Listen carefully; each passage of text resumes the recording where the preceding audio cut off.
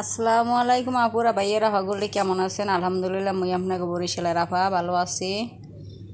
তো সকালবেলা তো খাইতে এইবার বাইরে গেলাম হাগান আর লগিয়া। তো আপনাকে ভাই আর মুই গেলাম হাঁটতে হাঁটতে কই যে হাঁকটাক পেলে আনবো অনেক দিন ধরে হাঁকটাক আনা হয় না। তো এনে হাগ আনলাম আর মুই এবার এই যে তরমুজার ফ্রিজ এইটা বাইরে দিলাম মোর বোনের দ্বারা কইতেলে এটা কাটতে দিক সবাই খাও। এখন তো প্রায় 11টার কাছাকাছি আর পাশে মুই ভাত বয় দিছি মানে ভাতের চাউলটা ধুয়ে দিছি মাছ নামাইছি। তারপর ওই যে পান্তা ভাত হেও কতটি রয়েছে খায় নাই বেন্যকালে কেউ। তো এই যে তরমুজ আর ফ্রিজের তো ঠান্ডা ঠান্ডা তরমুজ কিন্তু ভালোই লাগে। আর ঈদের পর তো এই যে গরম গরম দেখা যায় একটু ঠান্ডা জিনিস খেলে মজা আছে। তার ওদিক মুই যে শাক আনছি কলমি শাক আনছি আর আনছি কুমার শাক, অনেক দিন ধরে কুমার শাকটা খাইতে মন চায় কিন্তু ওইরকম সামনে পাইও না। আর যখন দেখা যায় আনি আর আপনাকেও ভাইয়ে তো খায় না, হে আবার কুমার শাকটা অতটা পছন্দ না। হে খাওয়ার মধ্যে খায় যে লাউ শাকটা আর খায় যে ওই পালন শাক তারপর মূলা শাক এইগুলা। তে কুমার শাকটা খেয়ে দেখা যায় খায় না, কারণ এগুলোর মজা হে বুঝবি কি, কারণ হ্যাঁ গোদের সেরকম নাই আর হ্যাঁ ওরম খায়ও না, কিন্তু মোরা তো এগুলো খাই মগদের ভালোই লাগে। তো মুই 2 মোটা কুমার শাক আনছিলাম, তো 1 মোটা দেখা যায় কাটি কুটি ফ্রিজে থুয়ে দিছি আর 1 মোটা ওই যে বাইসে বসে লইছি ওইটা রানমু। আর এখন মুই কিন্তু এই যে একটা কদু আনছিলাম বড়, এই কদুটা এই যে মাছ দিয়ে রান্ধি। কদুটা এককাল নরম আনলে মানে ভিতরের যে আডিগুলো বেশি একটা শক্ত হয় নাই। আর এনে যে কুমার শাকের যে ডাডা আর আলু টালু সব কাটতে লইছি, সেই ওই যে মাছের মাথা আছে মাথায় দিয়ে রানমু। তো মোর কদুটা কিন্তু রান্ধা হয়ে গেছে, মুই যে ধনিয়া পাতা দিয়ে এটি উড়েই হেলাইছি। আর এই যে কুমার শাকটা এটা কিন্তু ভালো করে ধোয়া লাগবে, কেন এত তো জম্মের বালিতে। তো মুই লেগে যে বেসিংয়ের মধ্যে পানি দিয়ে সেই পরে যে ভিজাই থুইছি কই ওইটা হইতে থাক। আর এই পাশে মুই এবার ওই যে ডাডা কুমার শাকের ডাডা আর আলু এগুলো কষাই হেলামু। তো যাই হোক কইতে আপনাকে পুরোপুরি সব দেখাই না, রান্না শেষ। মোর এই যে কুমার শাক এই যে মাছের মাথা আর লেজ দিয়ে রাঁধছি, আর ওই যে কদু দিয়ে বড় রুই মাছ দিয়ে রাঁধছি। আর মোর তো এই যে পম্বা মরিচ তো রয়েছেই। তো মুই তো এই যে শাক দিয়ে পম্বা মরিচ দিয়ে একটু খামো। তা আপনাকে ভাইয়ে কয় যে খাও খাও পম্বা মরিচ বেশি হয়ে খাও।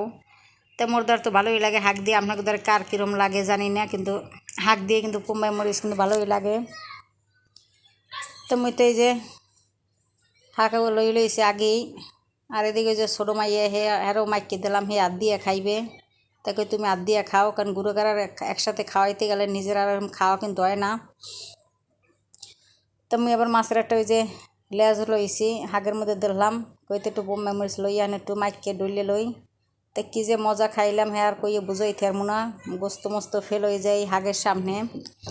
তো কুমার একটা অনেক বছর পর খাইলাম, অনেক বছর খাওয়া হয় না। যদি মায়ের বাড়ি যখন বেড়াইতে যাই তখন একটু খাই, এছাড়া তোর খাওয়া হয় না, কারণ অনেক ভাই খায় না দেখি আর কিনি না। তো দুপুরে খাওয়ান দাওয়ান তো শেষ, এইবার রেস্ট টেস্ট নিয়ে টিয়ে মাগরিবের নামাজ পড়লাম। নামাজ পড়ে মুই এবার এনে যে ছোলা হলে ফ্রিজে সেই ছোলা গরম হলাম। পরে ছোলাটা এই যে শসা আর ওই যে টমেটো দিয়া আর লগে হইতে যে পুমাই মরিচ আছে। তা বাইরে যেরকম যে দোকানে ছোলা মাহাই দেয় পুমাই মরিচ টরিচ দিয়ে হেরিমাকাল সর্ষের তেল টাল দিয়ে মাহাইছি। এদিকে মুড়ি শেষ, মুড়ি আনলে ওই যে অল্প কাটা আনলে ওই যে বাইর হচ্ছে বাইরের মুড়ি যে মাহাইয়া আপনাকে ভাইয়ের হেরে আলাদা দিছি। আর মুই আর মোর এই যে বোন মোর মাইয়া এরা সবাই একসাথে লইয়ে খাইছি। তারপর মেমোরিজ দেওয়ার লইয়ে কিন্তু ছোলা মাহাটা অনেক মজা হয়েছে। তো মুই এই যে ছোলা মাহাটা খাইতে এইবার আবার একটু বাইরে যামু, মোর ওই বইনে একটু বাইরে যাইবে মার্কেটে, তরে লইয়ে একটু বাইরে যামু। কইতে খাওয়াই দই সন্ধ্যা নাস্তাটা শেষ করাই থুইয়াই এইপর যাই। তা আপনাকে ভাইয়ের দেহাটা দিলাম আর মগটাই যে মাইকে লইলাম এটির দিয়ে মোরা দেখা যায় সবাই খামু। তো সন্ধ্যা নাস্তা তো ছোলা মুড়ি টুড়ি খাইয়ে এইবারে এই যে আইসি মার্কেটে। আর ঈদের পর তো দেখা যায় মার্কেটের কিছু কিছু খুলছে আবার কিছু কিছু খোলে নাই, কাস্টমার তো মুডেই নাই, দোকানদারের বই রয়েছে ফাও। তো যারা হয়তো ঢাকা রয়েছে হেরা তো খুলছে, আর যারা দেশে গেছে হেরা তান থেকে আয় নাই, যে কিছু দোকান পাড়াই কিন্তু বন্ধ, কারণ এরানতে দেশ দিয়ে আয় নাই লেগে খোলেও নাই। তো মোর বুইন আবার হে গেল হয়ে যে চাদর আনতে, বিছনার চাদর কিনবে, সেই চাদর দেখার লইয়া। তো চাদরের 2-1টা দোকান যা পাইছি হ্যাঁ পছন্দ হয় না, আর এগুলোই সব 3 পিসের দোকান, গস কাপড়ের দোকান। তো সব জায়গায় 2 বোনে খালি আড়িয়ার জিগায় যে বেডশিট আছে কিনা, বেডশিট আছে কিনা, তেহারা কয় যে না এর মধ্যে পাইবেন না। তো যে অন্য যে জায়গায় দোকান আছে 2-1টা সেগুলো সব ঘুরে ঘুরে দুজনে দেখে দেখে আইছি। আর মানুষ 2-1টা মানুষ বেশি ওরকম মানের কোনো আমদানি নাই।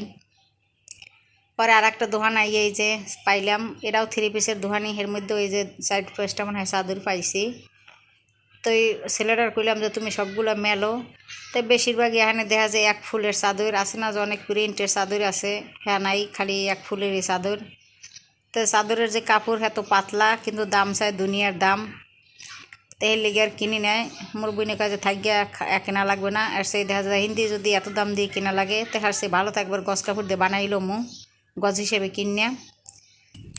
তো সেই পরের দিন বিয়ালে দেখেন আপনারা কি পরিমাণ ঝড় বৃষ্টি শুরু হয়েছে। মনে হয় কি কালবৈশাখী ঝড় যেরকম হয় সেইরকম। ঈদের পরে এই প্রথম ঝড় বৃষ্টি। এর আগে তো কয়দিন গরম গেছে, শেষ রোজার দিকে কোনো ঝড় বৃষ্টির কিচ্ছু হয় না। মনে হয় যে সব কিছু উড়ে টুড়ে লয়ে যাবে। দেখেন গাছ কয়টা কীরকম লড়ে। তো বেশি বাতাস বা ঝড় বৃষ্টি দেখলে মোর আবার দেখা যায় ডরই হরে, কারণ মুই এবার এই দেখলে দেখা যায় ভয় পাই। তো মুই তো ঝড় বৃষ্টি দেখে তো আল্লাহ বিল্লি শুরু করছি। আর একবারে দেখা যায় এগুলো কিন্তু 5 তলা 6 তলার উপরে কিন্তু আরও বেশি বাতাসগুলো মনে হয়। তো এবার বাতাস হইতে হইতে বৃষ্টি হয়ে গেছে।